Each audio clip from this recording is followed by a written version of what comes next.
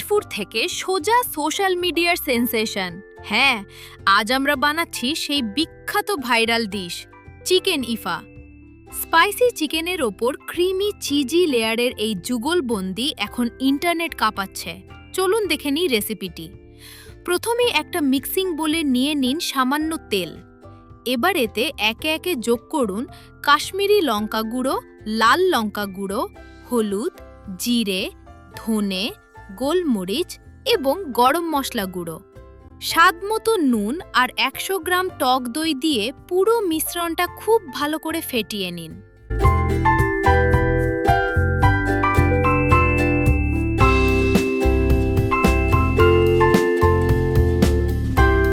এবার এই মশলার জাদুতে চিকেনের টুকরোগুলো দিয়ে খুব ভালো করে ম্যারিনেট করুন।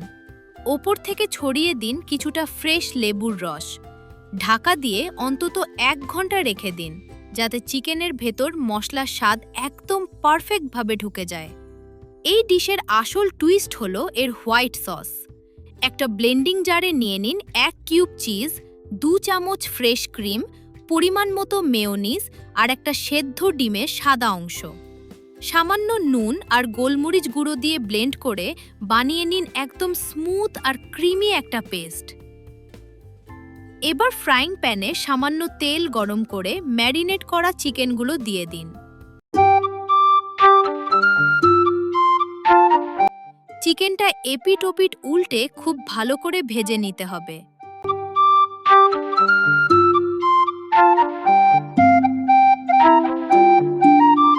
মাংসটা যখন প্রায় সেদ্ধ হয়ে আসবে, তখন সেই ক্রিমি চিজ আর ডিমের পেস্টটা চিকেনের ওপর সুন্দর করে ছড়িয়ে দিন।